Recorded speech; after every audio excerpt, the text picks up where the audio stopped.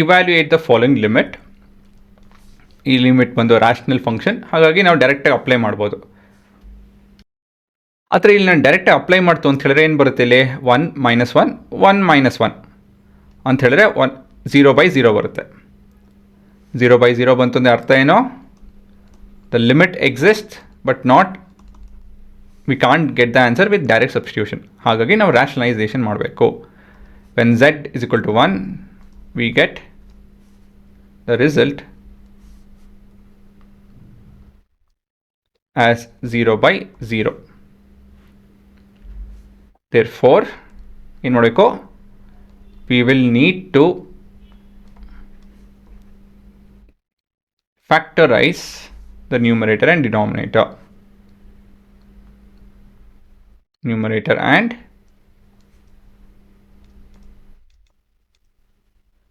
denominator. ಸರಿನಾ? So ಇವಾಗ ಹೇಗೆ ಫ್ಯಾಕ್ಟರೈಸ್ ಮಾಡೋದು ಇಲ್ಲಿ ಅಂತ ಹೇಳಿದ್ರೆ, ಇಲ್ಲೇನು ಸ್ಕ್ವೇರ್ ಇಲ್ಲ, ಏನು ಕಾಣ್ತಾ ಇಲ್ಲ. ಆದರೆ ನಾವು ನ್ಯೂಮರೇಟರ್ ಜೊತೆ a² - b² ಫಾರ್ಮುಲಾ ಉಪಯೋಗಿಸ್ಬೋದು ಕಂಡ್ರೆ. ಸರಿನಾ? ಅದು ಹೇಗೆ ಅಂತ ಹೇಳಿದ್ರೆ ನೀವು ಪಾಸ್ ಮಾಡಿ ಯೋಚನೆ ಮಾಡಿ.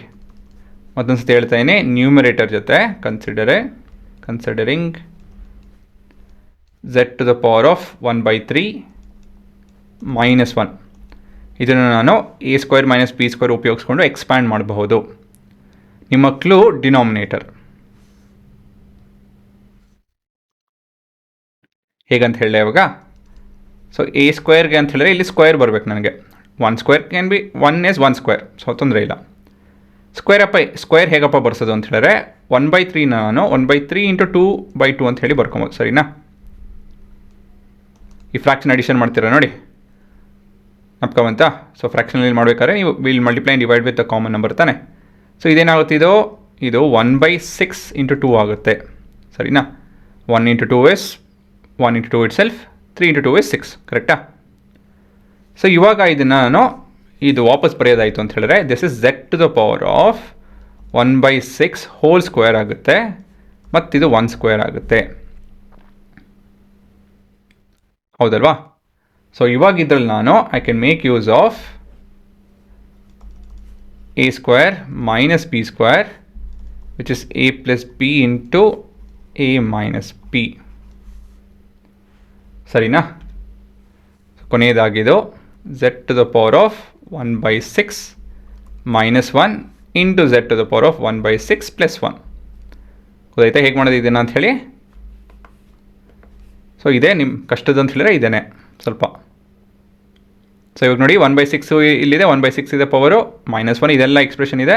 ಹಾಗಾಗಿ ಇನ್ನು ಮುಂದೆ ಸಾಲ್ವ್ ಮಾಡ್ಬೋದು ನಾವು.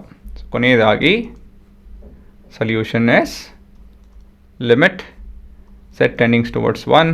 In the numerator we have z⁻³ 1/6 - 1 × z⁻³ 1/6 + 1. This entire expression divided with z⁻³ 1/6 - 1. ಸರಿನಾ? ಇದರಲ್ಲಿ z⁻³ 1/6 - 1 ಇವೆರಡು ಕಟ್ಟಾಕೊಳುತ್ತೆ. ಇವಾಗ ಅಪ್ಲೈ ಮಾಡ್ತು ಅಂದರೆ 1 ಎನಿಥಿಂಗ್ ಇಸ್ 1, 1 + 1 is 2. ಸೊ ಇದೇ ನಿಮ್ಮ ಉತ್ತರ using direct substitution.